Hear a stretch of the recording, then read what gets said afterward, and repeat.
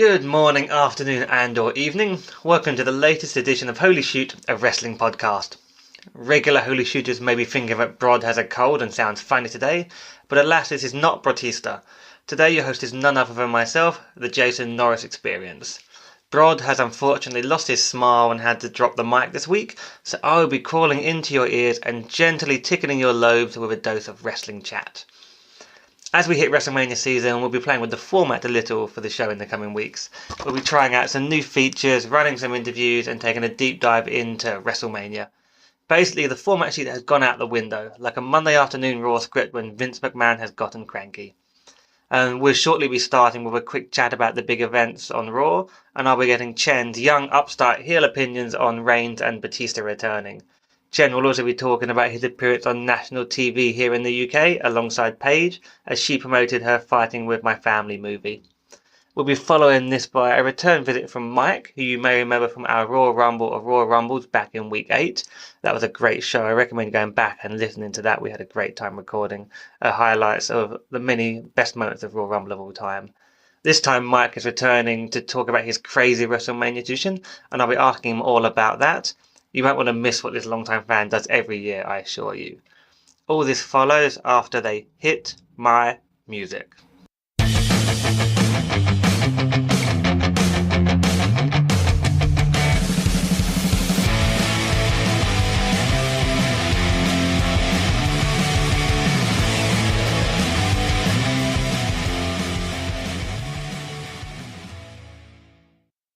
So this week we have decided to team up the general banter segment with the news, so to make an oddball tag team combination, which will make a little bit more sense in a moment. So first up, Fighting With My Family was released in the US last week and it's coming out in the UK this week. It seems to have done pretty well in the US for a low budget drama. Opening weekend, it took over $8 million to rank 4th, which might seem not brilliant, but that's behind 3 massive blockbusters, and it's on about a $10 million production budget. So it looks like it's going to be making its profit shortly in terms of on US box office. Chen, so tying in the general banter segment, you were on TV on Tuesday night. That was in front of millions of people on the BBC The One show, where Paige was appearing to promote the movie. Did you have a good time, and will you be going to see this film soon? And did Paige give you her number? Well, to answer the most interesting question that you asked me, Paige did not give me her number. Did you give her your number? No, sadly. We couldn't actually get no one. She just came in for a good 15 minutes just to promote the movie, and then she quickly had to go. But so we didn't get to have much audience participation with her afterwards or anything, because I think she had to go somewhere else to promote a movie somewhere else. But yeah, as for the One being on the One show, it was such a great experience. And I was just so happy to see like a movie, a wrestling movie getting this type of attention, like mainstream attention. And will I be seeing the movie itself? Yes, I'll support anything that's wrestling, whether it's good or bad, but I'm hearing a lot of great things, and I'm glad this movie is doing so well in the US, and hopefully will do so well in the UK. Yeah, I think it's getting very good reviews. I think there's a few cringeworthy moments apparently for wrestling fans in terms of some of the interpretation of wrestling fans and the way they cut through NXT and some of the AJ dialogue, but overall people are giving it very good reviews. That's good to hear. I think a few people I know are going to be going to see it this weekend. Yeah, I should be trying to see it at least by Monday, hopefully. So that'll be a future feature on the pod, probably maybe next week or the week after. I think a couple of the guys, we're all going to try until we can go and see that movie, and we'll be doing a little review of that later on. Will you be cosplaying as a wrestler when you go and watch the movie, Jason? I don't think I'll be cosplaying as a wrestler when I go and see this movie, I'm afraid to say. I didn't know that was a thing. So, maybe I'll go as Paige. We'll see how it goes. I'll get some lipstick out and a wig. I'm sure I've got some somewhere. So moving on from that, let's talk about kind of the big things from Raw. Couple of massive returns on Raw this week. So Roman Reigns returns. He's in remission. He's been away for 4 to 5 months. He looks in great shape. Obviously, you don't know what condition he's really in terms of the amount of treatment he'd had, how evasive it might be, but he looked really good and he looks so happy to be there. So, Chen, do you think, is he going to be maybe facing Corbin at Mania, or will he be in Seth's corner for his title match, or something else? And how happy are Uh, you to see him back? so I was very very happy to see him back. I'm happy to see anyone who pretty much beats cancer or whatever illness they have. Um, but seeing Roman back and seeing him being welcomed back, it put a smile. It's put a smile on my face. Um, and also like in time for Mania as well because he is a star power, so that's good for the WWE. As for who he be facing, I don't know if he will be facing Corbin. I was hoping that when you asked me, if you were to ask me a year ago, what would my main event for this year's WrestleMania be? I said a Shield triple threat. Well, obviously that's not going to be happening, and um, because Seth is going to face Brock. But I could still see Roman maybe facing someone like Drew McIntyre. I could see they could do Reigns just taking on Corbin, like squashing him in a couple of minutes. And it's just a feel-good match, and it's not too straining on him. I can't imagine they'd do that with Drew, so he'd have to have a proper match. Do you reckon he could do a proper match at this point? I mean, that's another thing. We have to see him wrestle first to see what type of condition he's in, because I remember when Daniel Bryan first came back, our retirement, I was super worried about him taking so many bumps. I think a lot of fans were, especially when he was doing suicide dives. And we were like hoping that he would change his style a bit, but he seems to be doing okay and everything. And hopefully Reigns is the same. I don't think they would have bring him back if he wasn't up to his best.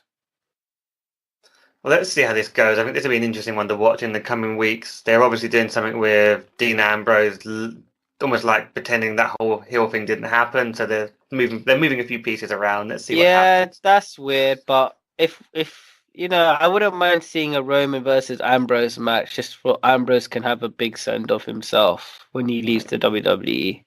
That's an alternative idea. All right. Well, we will be watching this over the coming weeks. But yeah, great to see Roman back and looking healthy. So someone else who also returned in a very great little end segment that was happening here. Batista is back on Raw and he's looking for Triple H.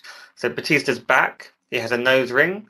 Um, Question for you: do you think Flair was in on this? And I mean the beatdown that happened to draw Triple H out, not the nose ring. Uh, I mean, I don't know, but I know Flair and Batista are great friends, and to me, Ric Flair's the type of person who do anything for his friends. So even if it means being humiliated, I'm sure he was happy to do it because it was he was putting a friend over. As for Batista being back, I am so excited. I'm a really big Batista fan, especially when he's heel, and I think this makes perfect sense for the WWE as well because Batista's going to be part of the biggest movie this year, which is Avengers, which comes out end of April. So they're cashing on his star power, and and he's bringing eyes into the WWE WrestleMania. I believe. And plus, like, to me, Triple H and Batista always have great chemistry. Yeah, I think this is going to be like a really fun little storyline on the road to WrestleMania. I think we talked about this a while ago. Batista was noted that he had a clearance in his schedule where he wasn't filming a movie, and we saw this Ric Flair thing like weeks in advance. So there was rumblings of it coming along. But I'm really happy with the way they did it with Batista turning up, grabbing a cameraman, dragging him over to like film what he was about to do. He showed a lot of intensity, and he likes working more as a heel. But I do wonder if the crowd's going to go against him because now Triple H is Uncle Triple H from NXT, and Batista is the big bad guy, even though everyone loves him as a big movie star. It's going to be interesting how the crowd reacts. Well, as in, I think Batista can only work as a heel now. I mean, like, if he does come back, people cheer for him, but eventually they'll get tired of him because I think they'll get tired of any part time. I don't know. It's just something about Batista, but he just has to be booed. He's a But great, in a great way, because he's yeah, also such a great heel. he's a great heel. He's a great worker, and I'm sure he'll play out that he's now a big Hollywood star, and it'll come into it as well. So we can see how that one goes. Yeah. Also, I do have one complaint. It's not about Triple H. It's not about Batista. It's about Ric Flair's birthday. How are you gonna have a birthday party and not invite Charlotte Flair, the daughter? I mean, that's the only flaw in that whole storyline of that night for me. But then that's it. I love let's- I love that they made it look legit because they had Sting and Steamboat there. Like, so you think that's a real ceremony, and then that was just a complete setup. It was quite well done to make you believe maybe they're actually doing it. But it's a bit random that they're celebrating Flair's birthday this year. But Yeah. it's still fun. Okay, so moving on from the returning guys. So talking about some other top guys, the Revival. This is a bit of a weird one. So Revival, I love them, and it's almost like, hey Revival, you said you were going to leave, so we've given you the belts, but we're still going to job you out. So Chen, quickly, is the tag team scene dead? Again, it's being treated like a joke. Why put the titles on the Revival if you're just gonna make them lose week in, week out again? Did you just put them on? Did you just put the titles on them because they asked for their release, just so that way they can keep their mouth shut for a few more months or a month or two or whatever? It's just silliness. And I can see other tag teams who want to be part of the WWE may want to stay away from them because they'd be like, the tag team division is a joke, kind of thing. And I would worry about any tag teams in NXT being called up. Yeah, it's an interesting. I saw the Hardy Boys reuniting on SmackDown. There's probably more going on the SmackDown brand of tag teams, but on Raw, it's pretty thin on the ground, really. Yeah. And that's another thing. Like, when did Matt Hardy get drafted to SmackDown? Like, he was a Raw superstar. It's just such a mess. But it was a great match they had this week. I enjoyed that match they had this week, the Revival. But come on, man, booking means everything. Yeah, I agree. I think Chen, for once, we seem to agree on everything in the news section, which is rare. Yeah. I think Brod's clearly the issue. When Brod's back next week, we'll disagree on something, I'm sure. Cool, great. So coming back after the break, we'll be joined by our friend Mike to talk about his crazy tradition of watching every single WrestleMania in the run-up to WrestleMania. Join us for that shortly. Hey you! If you like the podcast, then remember to like the Holy Shoot Wrestling Podcast on Facebook and follow us on Twitter at Holy Shoot Pod. Do it! Do it now!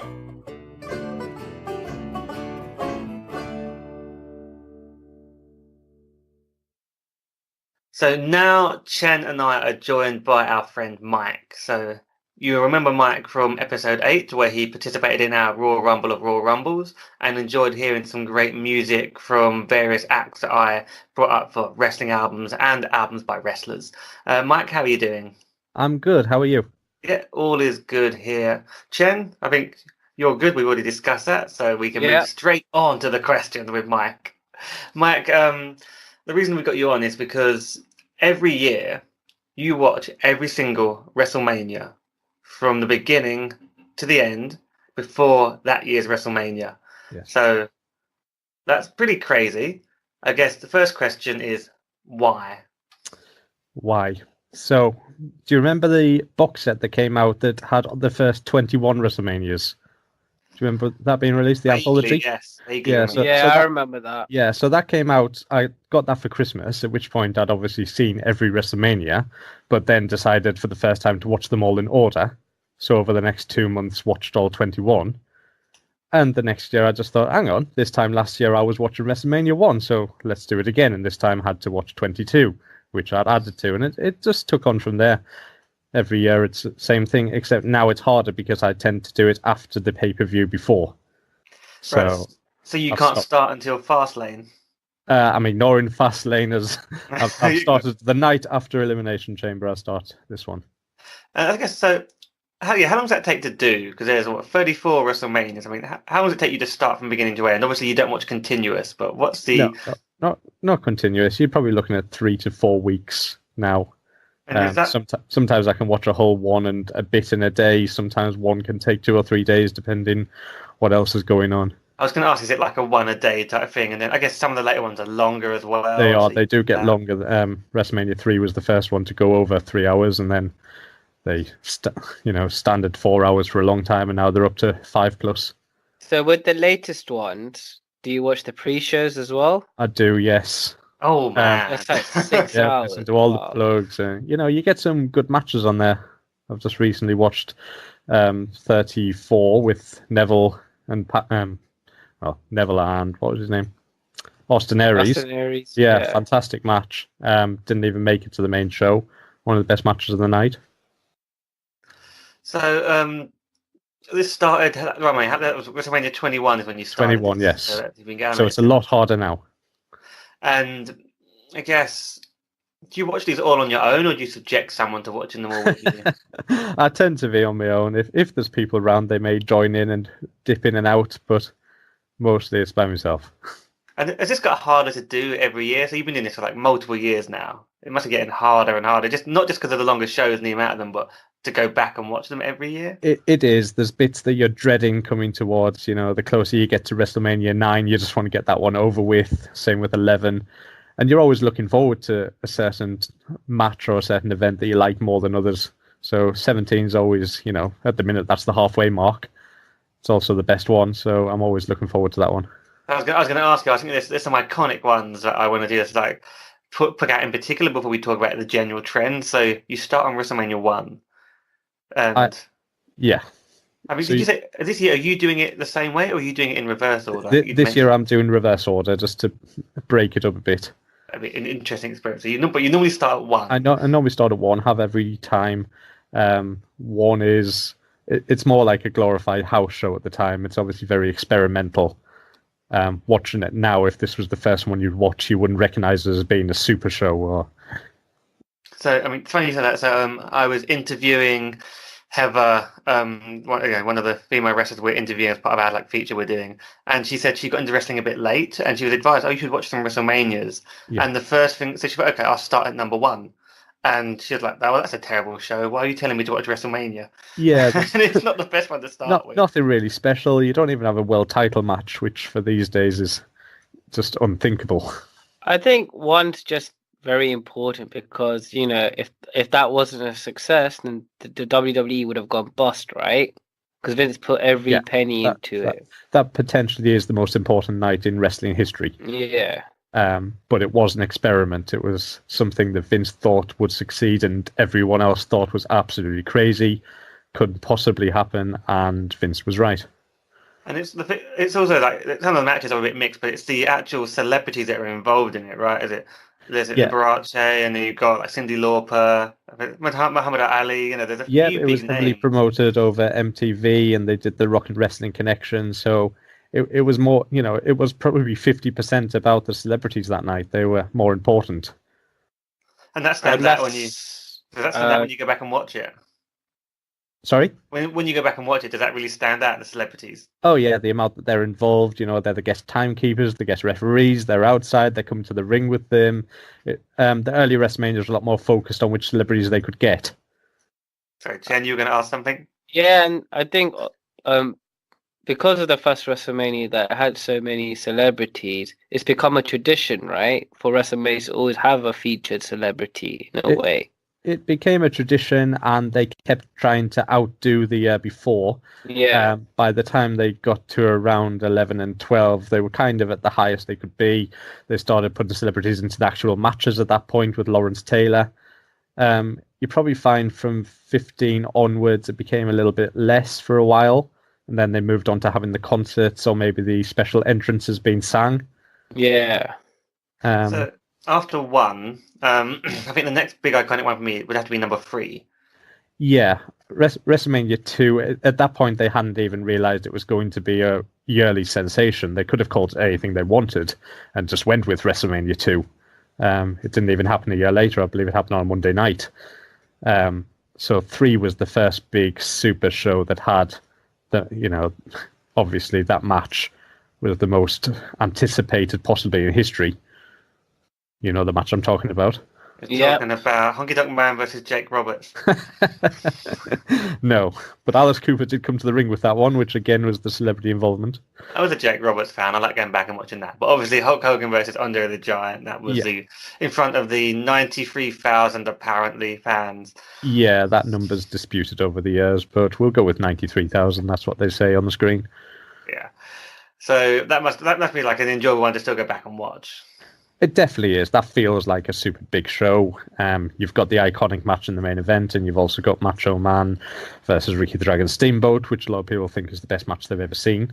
I think I have still rated it as my favourite singles match of all time, because you could put it on a show now and it would still work. It would definitely work now. It's the first time they went with near fall after near fall and false finishes. Fantastic match for its time. So, good point, Chen. At this point, Chen, you are younger than myself and Mike, and you haven't seen all the early WrestleManias, right? No. So the first one, or the earliest one I've ever watched, was 13. But going back to WrestleMania 3, I have seen the Hogan and versus Andre match, Andre the Giant, and just because everyone keeps saying how iconic it was and everything, the slam that was heard around the world. Yeah. So obviously I had to check that out. But my earliest memory of WrestleMania was 13. But watching just that match by itself, I don't think you get the whole feeling around it.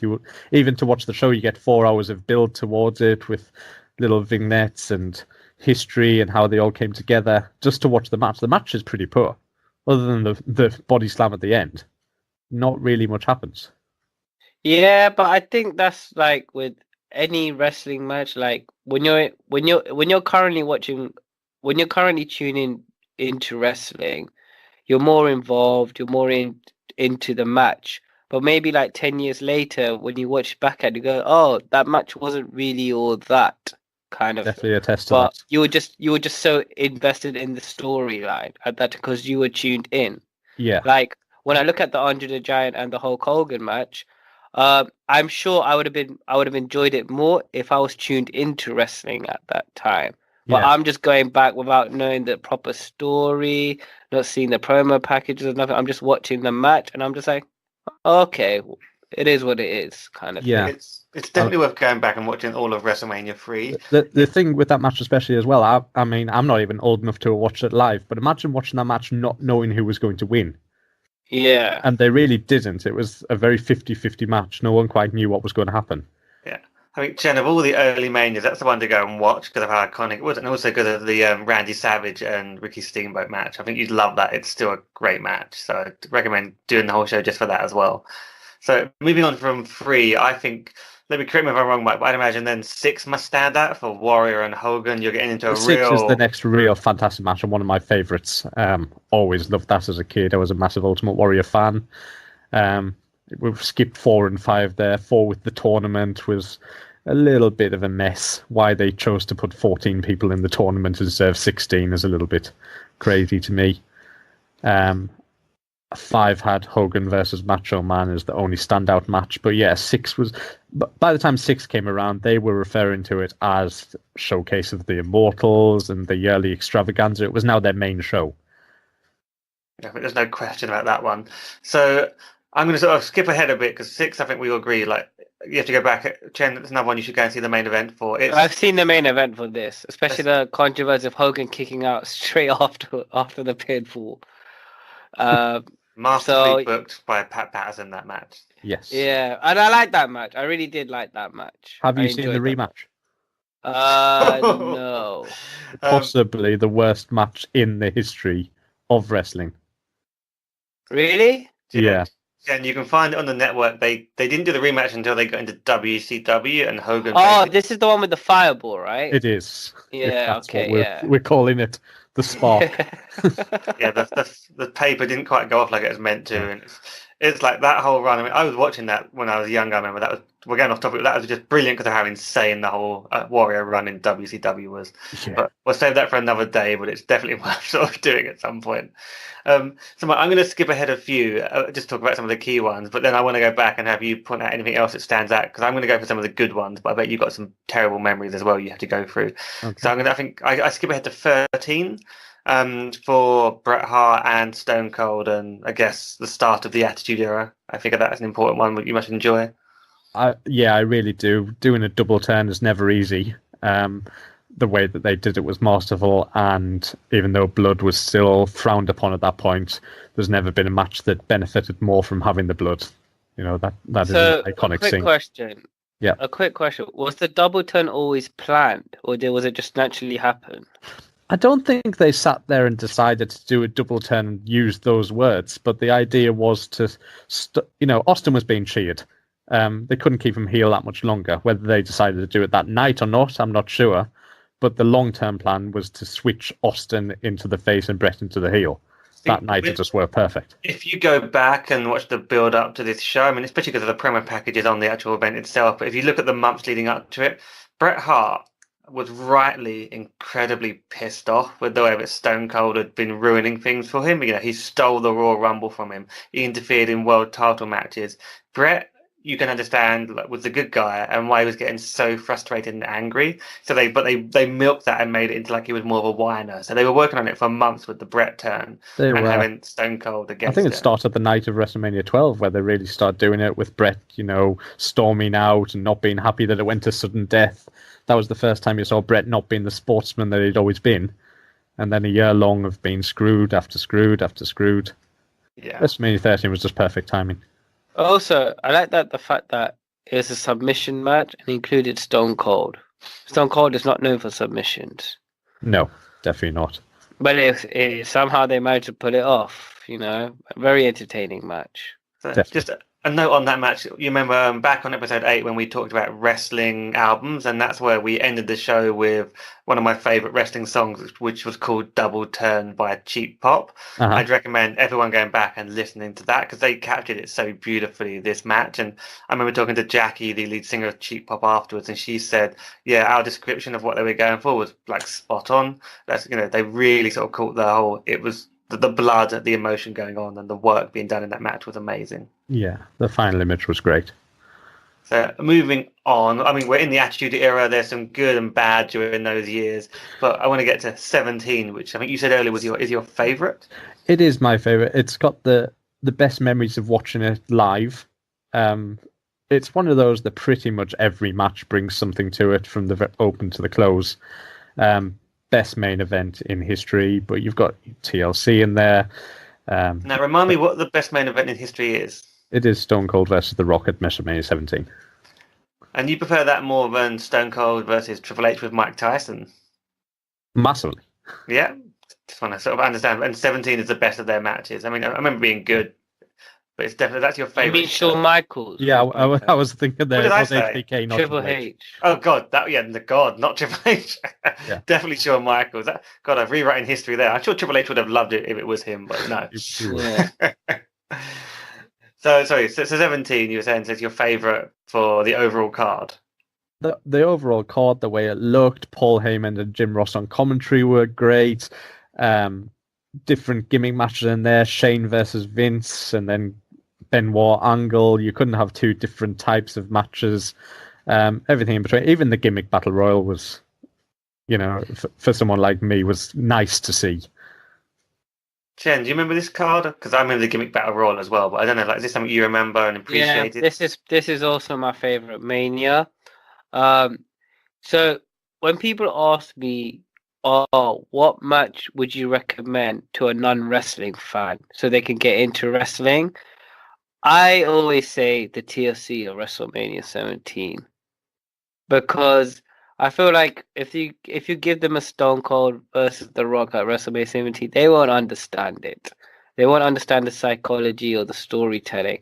But if you give them the TLC of WrestleMania 17, they're gonna get more interested in the match because there's weapons involved, and that's the match. That match has so many great spots with using so many great weapons, including interference from Spike, Rhino, and Lita. I just love that match so much.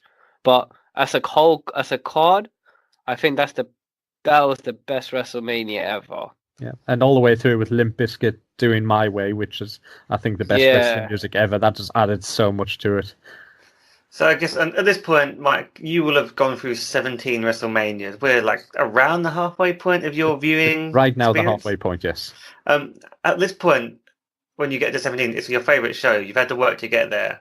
Yeah. I mean, does it feel like a slog and this is a reward, or has it been like a good overall experience up until the halfway point? Well, at the working forward, once you've got to 17, you've now got my least favourite era in wrestling coming up. So yeah, it's a little bit of a slog to get through the next couple. This time I'm going backwards.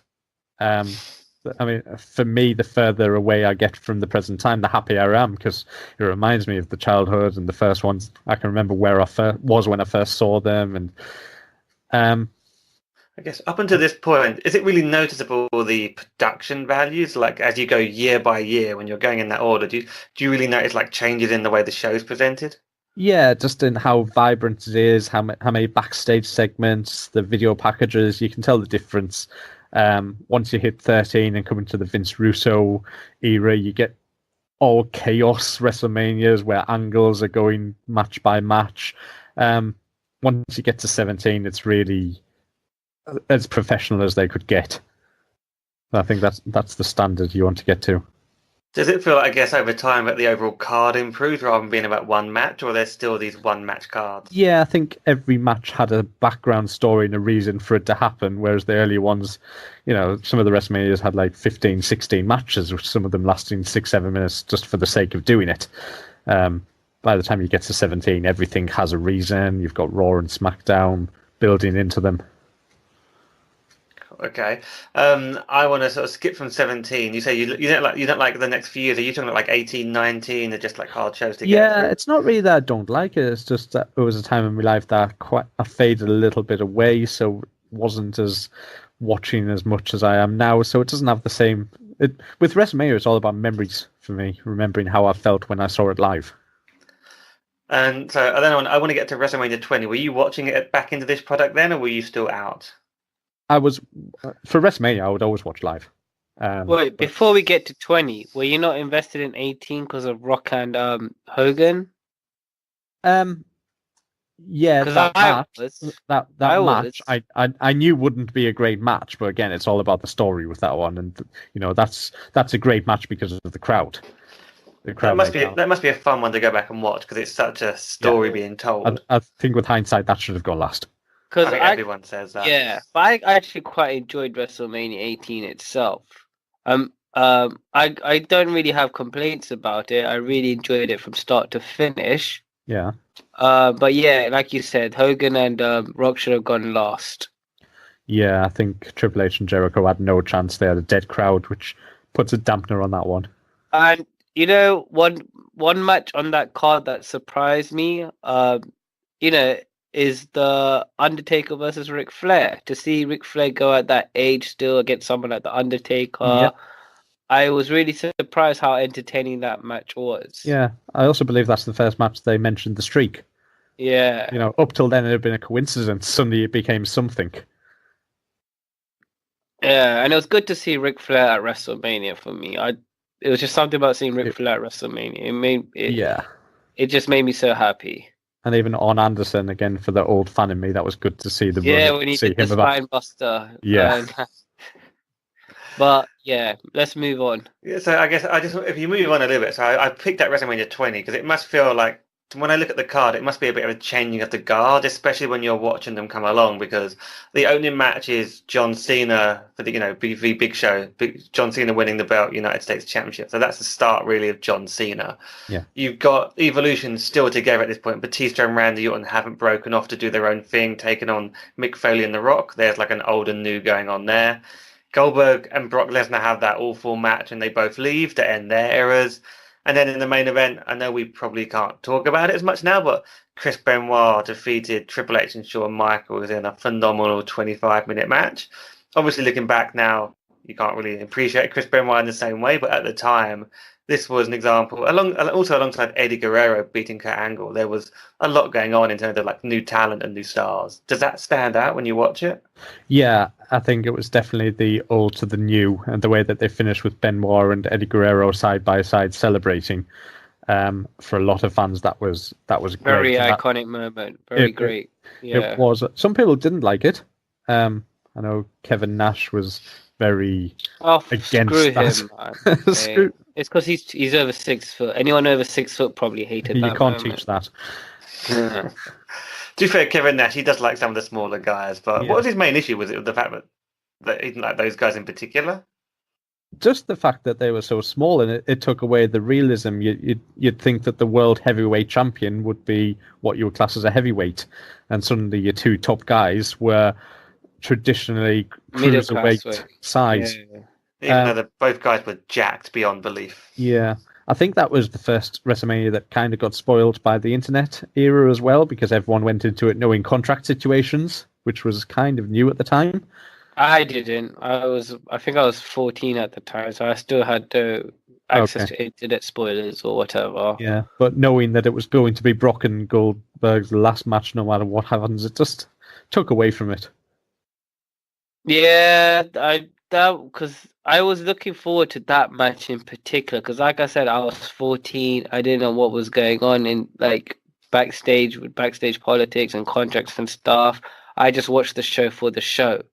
Yeah. It was only like a week later I think it was like 2 or 3 days later when I found out, their contracts were run out, and I was like, so they gone on to pursue other things, and I was like, because their contracts ran out, maybe that's why they didn't bother putting any effort into their match. Yeah. Kind of, and I was knew that beforehand, and therefore it was ruined because you're watching them in the ring, standing, looking at each other for 3-4 minutes, thinking. Yeah, and you had Austin as referee, and there was a big. This storyline was pushed so heavily. You wouldn't think. Now that I think about it, you wouldn't think that these two would be leaving, because this storyline was pushed so heavily. I don't think they'd said they were leaving when the storyline started. I don't think around the Rumble they Brock Lesnar kind of derailed plans by deciding he wanted out. But also, if you look at it today, if a wrestler's contract was coming to an end at WrestleMania, do you think they'll still get a big push on the main card? I think they'd do what they're doing with Ambrose I think they'll right be now. on the Battle Royal. Well, I think the original plan was for Brock to go over Goldberg, and then things changed. Yeah. Yeah. But I really also enjoyed the Evolution match. That was a great match. So this is a kind of changing of the guard, but we also had this terrible match between Goldberg and Brock Lesnar. So, Mike, is this the worst match ever on WrestleMania? And I'm sure you can think of worse, but what are the worst matches when you go back and look through all the Manias you watch? So many worst ones. Anything with King Kong Bundy and midgets springs to mind. Blindfold matches at WrestleMania 7. I love that match. Why did you love that match? Jake Roberts fan. Just from pure logic point of view, it made no sense. If you're in blindfold, at least wrestle different. Don't try and do Irish whips. It's not going to work. Pretty much everything from WrestleMania 9 would be classed as bad matches. That was badly booked from the start. I wouldn't say it's the worst match. I would say that it's the worst match compared to what it should have and could have been. Yes, you could say it's the most disappointing match ever because it didn't live up to the hype or nothing. No. I don't know if it ever could have, but the rematch 10, 11 years later was excellent. Yeah. If this is probably the most disappointing. Would be way up there. But you could say that this is the match I've been invested the most that turned out to be the most disappointing. Yeah, definitely with the two top stars at the time. It's the most disappointing dream match. Yeah. That's a good way to think about it. Mike, I want to skip ahead like 10 years now from WrestleMania 20 to 30, and I guess if you jump those 10 years, because then we get to the reason I say WrestleMania 30, this is the first one in the WWE Network era, I guess, in terms of, and it's also got that amazing Daniel Bryan, I guess, storyline throughout the show, and then him winning in the end. So when we jump those 10 years, does anything really stand out going from 20 to 30 in terms of just changes to the way that Mania comes across? Not as much as between 10 and 20, for instance. Wrestling didn't change that much. You had a lot of the same guys there. just the whole thing, it continued to get bigger and bigger, and things were more important. You obviously had the streak at its absolute highest, which had become part of WrestleMania legend. But you've got Daniel Bryan overcoming the odds, and at the end, it's almost the same as 10 years ago. You've got the little guy who's overcome the big ones, and he's the champion. So I think the earlier decades, there's a lot big difference between the later ones. Also, you can say it's very interesting that at WrestleMania 20, Batista and Randy Orton were like early on during the show, like on the card, whereas 10 years later, they were both main eventing the card for WrestleMania. Yeah. Well, yeah, that's probably going to be every 10 year. If you take any two WrestleManias 10 apart, you'll be able to find somebody who moved up the card. That's how wrestling should be. But in terms of the actual, the level of the people who were where they are, but I'll tell you what I would love about 30 that would be different, that one of the best matches was the opening match, which I always think they should be at WrestleMania. And you've got the same if you go back to 10, so we'll go back 20 years, the opening match is one of the best matches, let alone opening matches in WrestleMania history. So for them to do that at 30 was a nice nod to that. Yeah, people always forget about the Triple H and Daniel Bryan match, and that is such a really, really great match. It really is. Even with Stephanie being at ringside, her playing her role and her psychology was so amazing. But you know what people also forget about WrestleMania 30? I don't think they forget, but they don't talk about it enough, is the opening with Hogan, The Rock, and Stone Cold. In the Superdome. Yeah. I really enjoyed that. Yeah, seeing three legends in the ring together. One comes out that you knew he was coming out, but then the next two's music hits. It's just getting more and more exciting. And it's a good point. I think it's only in the recent years we've had hosts, I guess. Did they used to do hosts in the earlier Manias? No, not in the same way. You would have people who would join commentary for one match, but not to host the whole WrestleMania as a wrestler. You've now had Hogan hosting, you've had the New Day hosting. That is a relatively new thing. So, except for Donald Trump, obviously. You can also say one of our fellow WWL regular meetup members described WrestleMania 30 the best way possible. He said it was like going to a funeral and a wedding at the same time. Seeing the streak ended and everyone's energy being so dead, and then seeing Daniel Bryan win the title and everyone doing the yes chant. Yeah. They spaced it out quite well as well. They had Brock beat Undertaker, 25-minute match. It wasn't brilliant, but then they threw out I guess at the time, the Divas Championship Invitational as a sort of come down, everyone take a breather before we got back to Daniel Bryan. So they booked it out quite well. And similarly, after Daniel Bryan Triple H, they had that very quick match with the Shield and the New Age Outlaws. Yeah. So they seem to pace it out quite well. Would you say that the streak being broken is the most shocking moment in WrestleMania? Oh, that's a good question. I remember watching it and being very shocked. I'm trying to think as a kid, if Hogan coming out and beating Yokozuna at, was it 9, that was pretty shocking. So it's between that and this. I'd imagine this is probably more shocking because I was convinced Taker was going over. Yeah, it was, for me, it's the most shocking moment in WrestleMania history. Yeah. It was followed with silence. From where I was watching, there was about 7 of us, and it was silence. And no one believed it no one believed it. Everyone thought maybe the referee made a mistake until the Titantron changed and showed 21 and 1. Yeah, that was the moment I realized, oh my god, it's not an evil twin referee. Or something. I think that's the most shocking moment in history for wrestling. Yeah. So we sort of cut with the more recent years a bit quicker because I figure people know more about those. But if we now talk about the greatest matches, I'd imagine, what in your view is the greatest match then in in WrestleMania history? The second Undertaker versus Shawn Michaels. Oh, that's a hard one to beat. So and I'm sure you've got Stone Cold and The Rock would be up there as well. Stone Cold and The Rock, all 3 of them. Obviously, 17 is my favorite, but all 3 of them could easily, be qualified for Match of the Year at the time. Bret Austin we've talked about, but going back into the older days, WrestleMania 5, Hogan Savage, for what it was, that was a year-long build. The build up to that. Again, just watching a match individually won't give you the same feeling as knowing all the background that leads into it.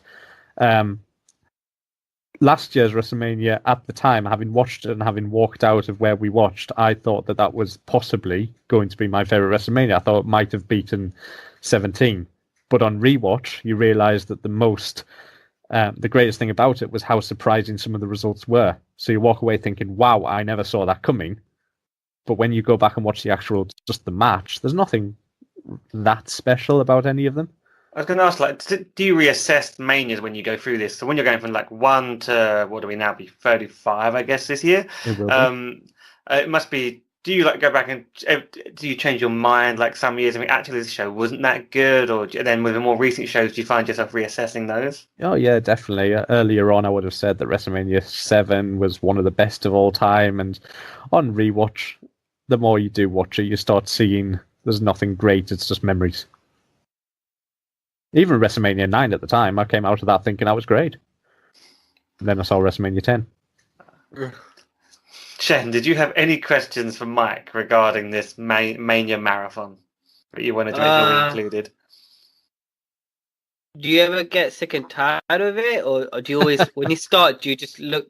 When you start it, do you just like, yay, I can't wait to start this marathon again, or is it more like a chore now? It's starting to be something I wish I hadn't started it, but if I go a year and don't do it, it'll seem like a disappointment. And I do try and do the same. On multiple times, I've tried to watch every Rumble or every SummerSlam or every Survivor Series before them, and I've never actually made it even once. So I think it's more the case of I don't want to stop doing it. I want to every year know that I did it. Yeah. I'll probably regret it by the time we come to WrestleMania 54. Oh god, it's going to become harder and harder. You're gonna, especially because they're now like 7-hour shows. You're gonna have to start freeing up. They're talking about having doing it over 2 different nights in future, and it's going to get hard. And yeah, that's another thing I wanted to ask you, because obviously the early Manias were like 3 to 4 hours, whereas now they're like 6 to 7 hours. Yeah. Do you prefer watching a pay-per-view all in one go, or do you prefer to watch it like split it up? I think I'd prefer to watch all in one go, but with the later ones, it's rare that I get that amount of time just to think, right, I'll sit down and watch a 7-hour show, especially when you add in the pre-show as well. Yeah. With the older ones, when I get to them, doing 3 hours that's an evening. So yeah. And on a pure wrestling aspect, do you think the matches have gotten better and more entertaining over the years of the WrestleMania? Because, wrestling style has evolved. Pure wrestling, they've got better. Just pure judging by the wrestling itself.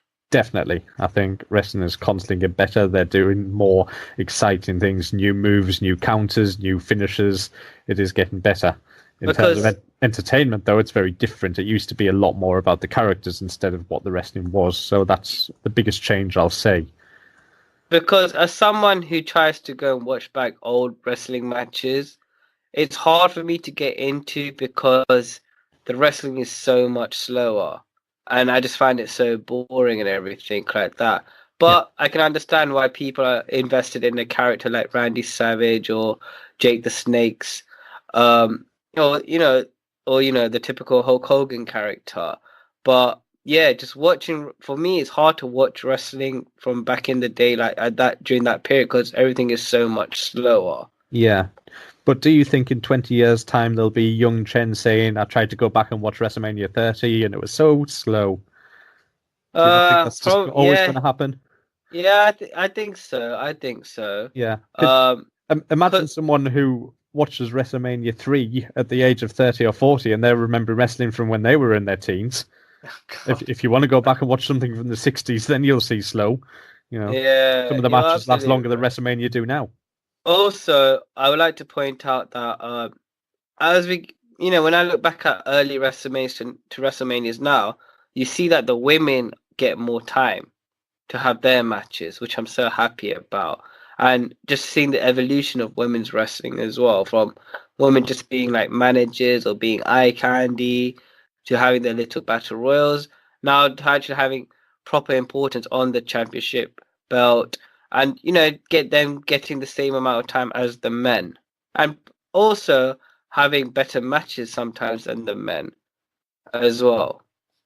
That's a great point in terms of when you look at the way the women's role on Mania has evolved over time to the fact that this is the year where we're potentially having women headline the show for the first time. Yeah, because one of my top 5 WrestleMania matches was at WrestleMania 32, which is Charlotte versus Becky versus Sasha Banks.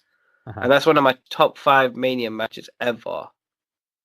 And like, just to see how the women outdo the men, it was just like, I'm ready for a women's main event now, kind of thing. And we're going to get that this year. Yeah, obviously the women has changed over the time. After the first 2 WrestleManias, didn't really have a women's match on a lot of them until you got to the Attitude Era, and then, like you say, they were there for a totally different reason. I'm all for the women's revolution and them getting equal amount of time, but as I've said repeatedly, I don't want the main event in WrestleMania unless they're main eventing because it's the best match and the best reason. If they're going to put them on main event just to say, look, we're going to have a women's match main event, I think that's the wrong reason. Oh yeah, that I also agree. But I think everyone right now is currently invested in the Becky and Ronda and Charlotte story. I think we were. Well, I'm still am. Yeah, Are you guys tuned out now? I think it was obviously the biggest story and the most anticipated thing, and therefore Vince and Triple H couldn't wait but get involved in it. I just wish they would let them hate each other and then have a match. So we're talking this year's Mania. We're going way into the future. We're gonna let's see what happens. We'll definitely be chatting about Mania a lot more over the coming weeks. But I think it's a good point talking about the fact that at least they've got the chance to headline this year, and it's hard to see a match that deserves it more, but has at least more interest. But as you said, it's got a few weeks to go, and they're wobbling a little bit at the moment on this storyline, as they are with most of their storylines. It seems going into Mania. Yeah, so let's see where they get. Not that much planning this year, I don't think.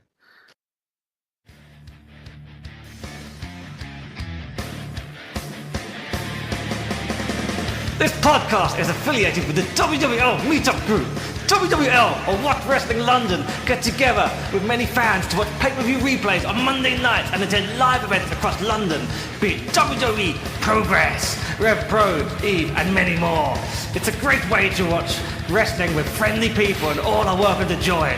You can find out more at watchwrestling.london or just Google Watch Wrestling London and you'll find the meetup page.